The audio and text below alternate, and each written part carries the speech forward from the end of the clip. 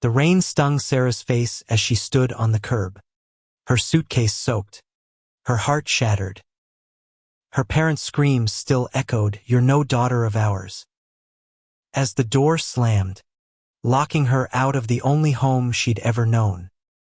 At 24, Sarah had been cast out for loving Emily, and the weight of that betrayal felt heavier than the storm.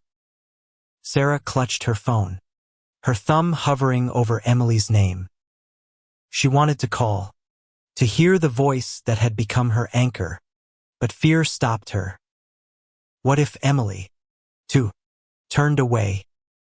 The small town of Willow Creek, nestled in the rolling hills of Pennsylvania, wasn't kind to girls like them. Its church steeples and picket fences hid a cruelty that cut deeper than Sarah had ever imagined. She wiped her eyes, the rain masking her tears, and started walking toward the only place she could think of, Grandma Rose's house. Rose, her grandmother, was 72, with silver hair and a spirit that defied her age. She lived on the outskirts of town in a creaky Victorian house filled with books and memories. Unlike Sarah's parents, Rose had never judged. When Sarah came out to her a year ago, Rose had pulled her into a hug and said, "Love is love, darling. Don't let anyone tell you otherwise." Now, as Sarah trudged through the rain, that memory was her only lifeline. The house came into view, its porch light glowing like a beacon. Sarah knocked, her knuckles trembling. The door swung open, and there was Rose, her eyes sharp but kind. "Sarah, my girl, what's happened?" she asked, pulling her inside. The warmth of the house enveloped Sarah, and she collapsed into her grandmother's arms, sobbing. She told Rose everything: her parents' fury, the ultimatum to fix herself or leave, and how she'd chosen love over lies. Rose listened, her face a mix of sorrow and resolve. "You're staying here," she said firmly. "This is your home now." Sarah nodded, too exhausted to argue, but gratitude swelled in her chest. For the first time that night, she felt safe. The next morning, Sarah called Emily. At 25, Emily was bold and unapologetic, with a laugh that could light up a room. They'd met at a local bookstore, bonding over dog-eared poetry collections and shared dreams of escaping Willow Creek. Emily arrived at Rose's house within the hour, her dark hair tied back, her eyes fierce with worry.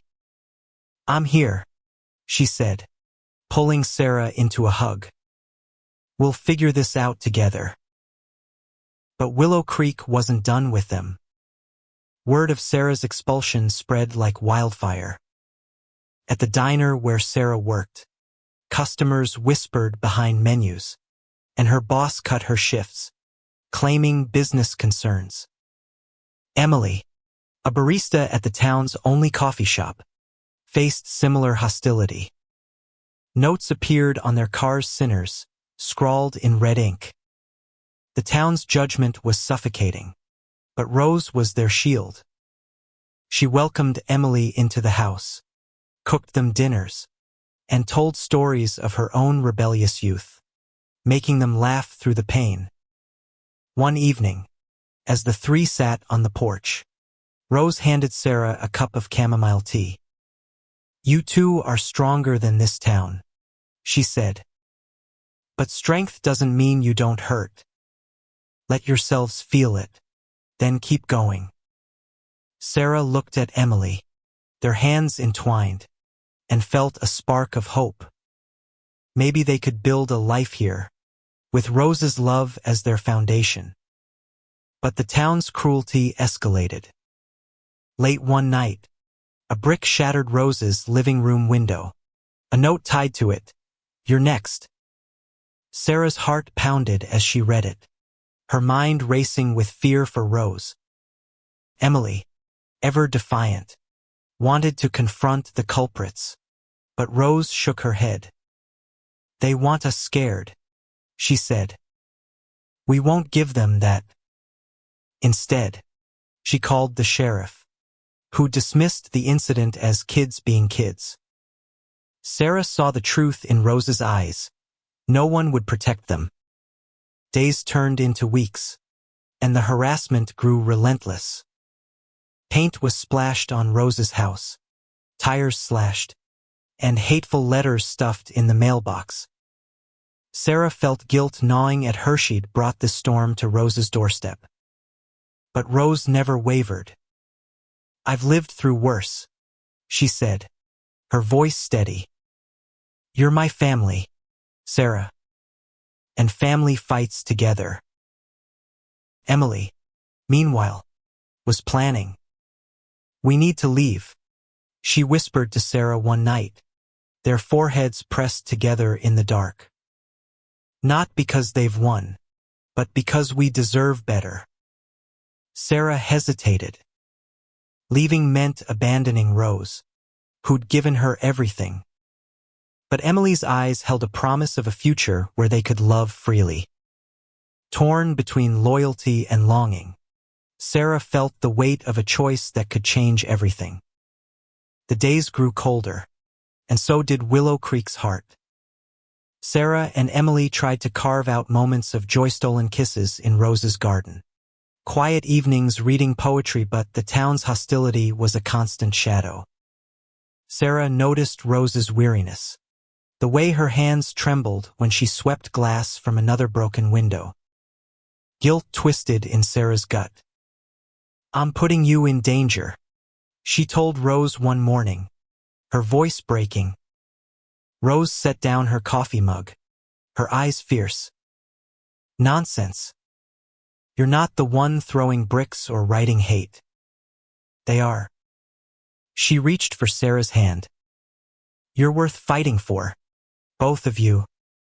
Sarah wanted to believe her, but fear was a heavy guest in her heart.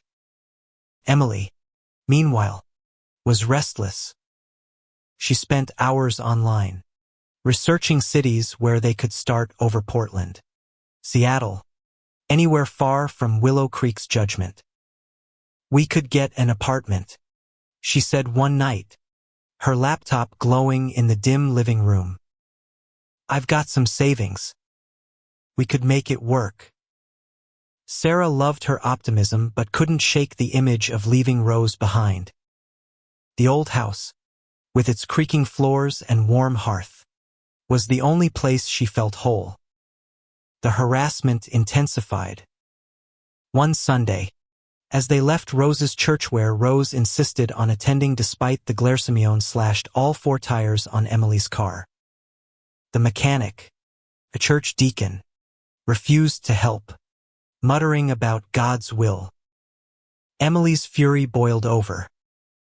"We're not animals," she shouted at the empty street, her voice echoing. Sarah pulled her close, her own anger simmering but tempered by exhaustion.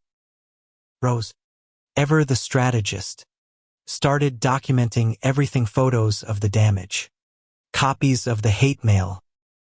"If they want a war, they'll get one," she said, her voice steel. She contacted a lawyer friend in Philadelphia, who agreed to take their case pro bono. But legal battles were slow, and Willow Creek's venom was immediate. One night, Sarah woke to the smell of smoke. Heart pounding, she ran to the window and saw flames licking the edge of Rose's garden shed. Emily was already outside, hose in hand, dousing the fire before it spread. The sheriff, predictably, called it an accident. Sarah's resolve began to crack. She loved Emily fiercely, but every attack felt like a warning of worse to come. She confided in Rose, her voice small. "What if staying here hurts you more than it helps us?" Rose's eyes softened, but her words were firm. "You don't get to carry that burden alone. We're in this together." Emily, however, was done waiting. She found a job listing for a bookstore in Portland and applied, urging Sarah to do the same. "This isn't giving up," she said, her hands cupping Sarah's face. "It's choosing us." Sarah felt torn. Her heart split between the woman she loved and the grandmother who'd saved her. She nodded, but doubt gnawed at her. Could she leave the only family who'd ever accepted her? One evening, Rose called them to the kitchen table, her expression grave. She'd received a letter from the town council, citing property violations and threatening to seize her land. It was a thinly veiled attack, leveraging Rose's support for Sarah and Emily. "They think they can scare me out," Rose said, her voice trembling with anger. "But this house has stood for 100 years. It'll outlast their hate." Sarah's guilt surged. She imagined Rose alone, fighting a town that despised her for loving them. That night, she and Emily made a plan not to run, but to fight smarter. They started a blog, sharing their story anonymously, hoping to rally support beyond Willow Creek. The response was small but powerful. Messages from strangers, offers of help, stories of others who'd faced similar hate. It wasn't much, but it was a start. As winter loomed, the attacks grew bolder. One night, Sarah found a crude effigy hanging from Rose's oak tree, a noose around its neck. Her stomach churned as she cut it down, Emily at her side, both of them shaking. Rose, seeing their fear, made a decision. "You two need to go," she said, her voice steady but thick with emotion. "Not forever, but for now. Live your lives. I'll hold the fort." Sarah's heart broke at the thought, but Rose's eyes held no doubt. "You're my legacy," she said. "Go build something beautiful." Emily squeezed Sarah's hand, and for the first time, leaving felt less like defeat and more like hope. Sarah and Emily packed light, their belongings fitting into 2 duffel bags. Portland was a distant dream, but Rose's blessing made it real. The night before they left, Rose cooked a feast roast chicken, mashed potatoes, her famous apple pie, and they laughed like the world wasn't against them. Sarah memorized every detail: Rose's crinkled smile, the warmth of Emily's hand, the creak of the old dining table. Leaving felt like tearing out a piece of her heart. The bus ride to Portland was long, the Pennsylvania hills fading into city lights. Sarah stared out the window, Emily's head on her shoulder, and wondered if they'd ever return. Portland welcomed them with open arms, a small apartment above a bookstore, jobs waiting, and a community that didn't flinch at their love. But Sarah's thoughts stayed with Rose, alone in that big house, facing a town that hated her for standing by them. They called Rose daily, her voice a lifeline across the miles. She reported small victories: the lawyer had stalled the council's threats, and their blog was gaining traction. But she also shared the truth: the harassment hadn't stopped. Paint cans thrown at her porch, more letters, even a dead bird left on her doorstep. Sarah's guilt flared, but Rose was resolute. "I'm tougher than I look," she said, her laugh crackling through the phone. In Portland, Sarah and Emily built a fragile new life. They worked at the bookstore, surrounded by people who celebrated their love. They held hands in public, kissed under streetlights, and felt the weight of Willow Creek lift. But freedom came with a cost. Sarah missed Rose's stories, her garden, the way she made every hurt feel fixable. Emily noticed Sarah's quiet moments and held her tighter, whispering, "We'll go back for her." promise. One night, a call changed everything. It was the sheriff, his voice cold. Rose had suffered a stroke. Sarah's world tilted. They caught the first bus back, the journey a blur of fear and regret. At the hospital, Rose lay frail but awake, her hand reaching for Sarah's. "I'm not done yet," she whispered, her smile weak but real. Emily stood by Sarah, her presence a quiet strength. Rose recovered slowly, but the hospital stay drained her savings. The town council pounced, reviving their claim on her property. Sarah and Emily moved back into the house, determined to protect it. They painted over the vandalism, repaired the windows, and kept the blog alive, now openly sharing their names. Support poured in donations, letters, even a small protest outside the town hall. But Willow Creek's core remained unyielding. The church organized a prayer vigil that felt more like a condemnation, and Sarah's parents, leading the charge, refused to see her. One afternoon, Sarah found a box of old letters in Rose's attic, love letters from Rose's youth, written to a woman named Clara. Sarah's breath caught.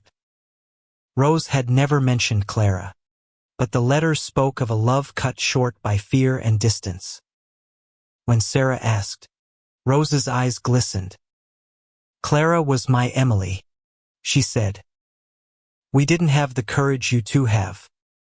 I lost her to this town's hate." The revelation deepened Sarah's resolve. She wouldn't let history repeat itself.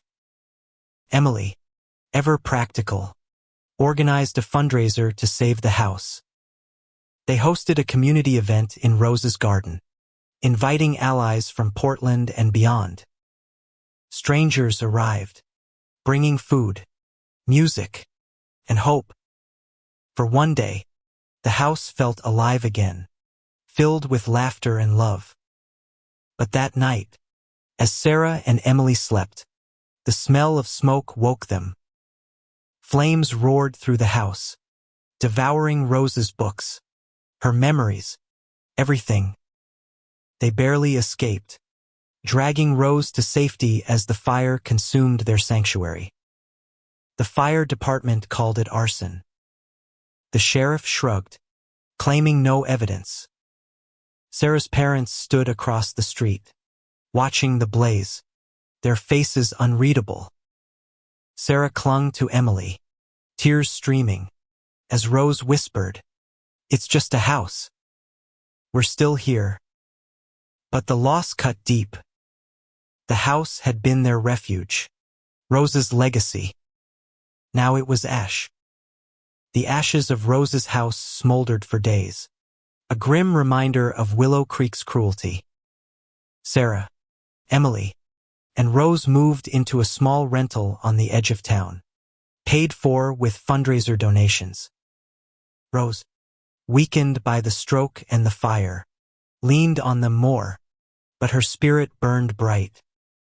"They can't take our fight," she told Sarah, her voice hoarse but fierce. Sarah nodded, but grief and anger churned inside her. She felt unmoored, her roots reduced to cinders.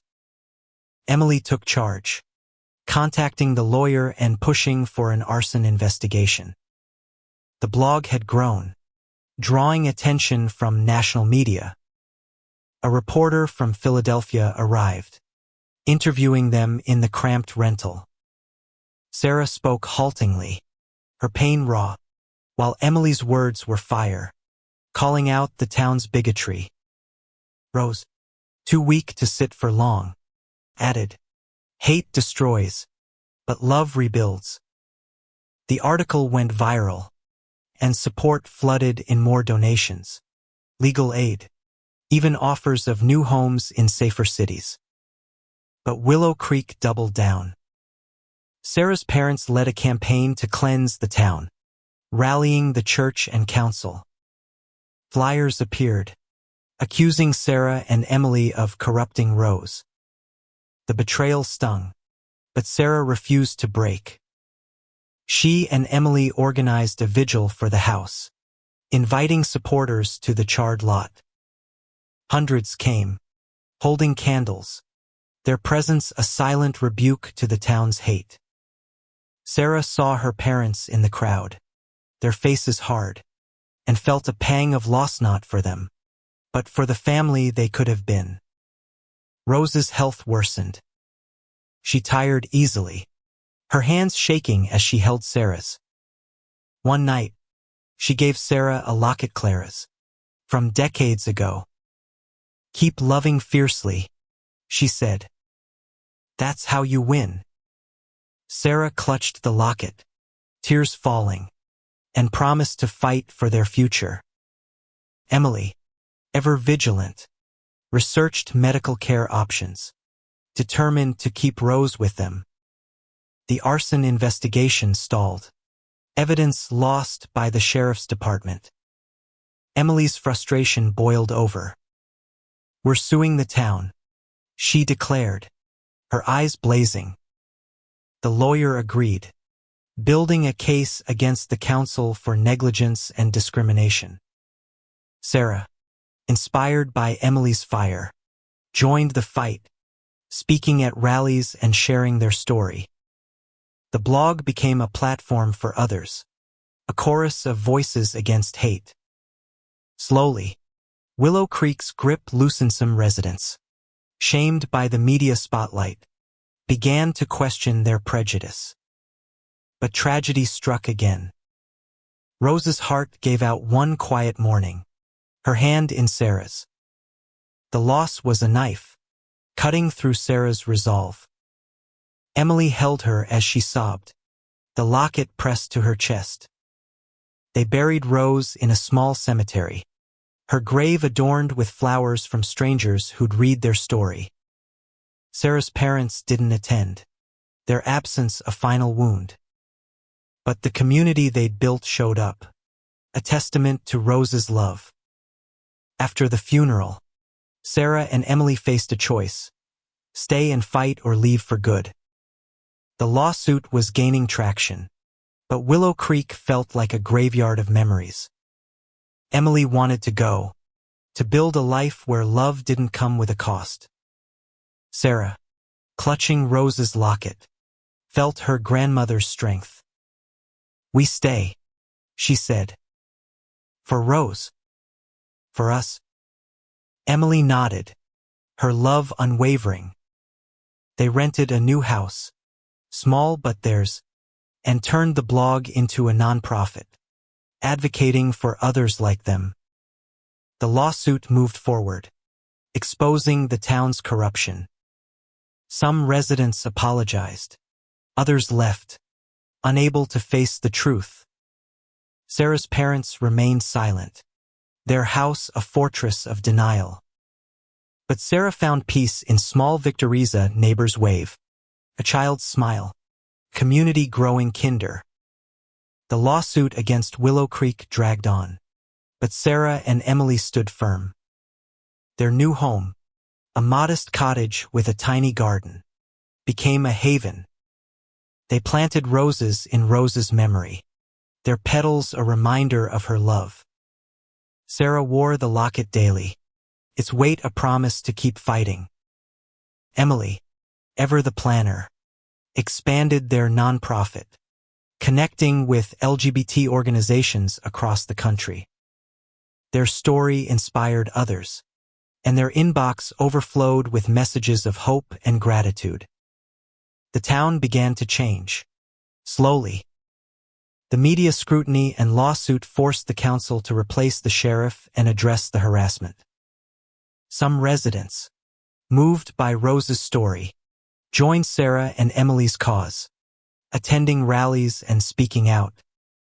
A local pastor, once silent, preached acceptance, his sermons drawing both praise and protest. Sarah's parents remained distant, their silence louder than their words had ever been. Sarah mourned them, but she no longer needed their approval. One spring morning, the court ruled in their favor. The town was ordered to pay damages and implement anti-discrimination policies. It wasn't justice for Rose's house or her life, but it was a start. Sarah and Emily used the money to fund their nonprofit, opening a community center in Rose's name. It offered shelter, support, and hope to those rejected for who they loved. At the opening, Sarah spoke, her voice steady. "This is for my grandmother, who taught me that love is worth fighting for." Life settled into a new rhythm. Sarah and Emily worked side by side, their love stronger for the battles they'd faced. They adopted a rescue dog, a scruffy mutt they named Clara, and their evenings were filled with laughter and quiet moments. Willow Creek wasn't perfect, some glares lingered. Some hearts stayed closed, but it was home, and they'd reclaimed it. One day, a letter arrived, and signed but in Sarah's mother's handwriting.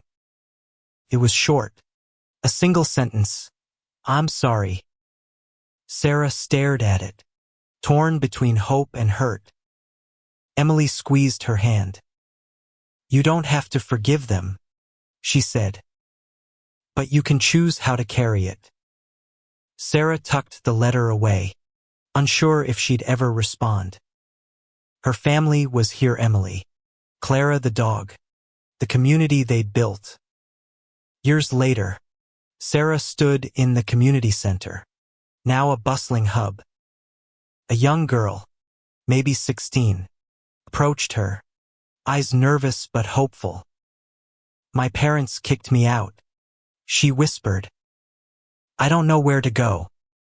Sarah knelt, her heart aching but full. "You're home now," she said, echoing Rose's words. She glanced at Emily, who smiled, and felt Rose's spirit in the room. The roses in their garden bloomed brighter each year, a testament to love's endurance. Sarah and Emily had lost so much: Rose, the house, a family that couldn't accept them, but they'd gained more. They'd built a legacy, not of ash, but of hope. Willow Creek, once a cage, became a place where others could find freedom.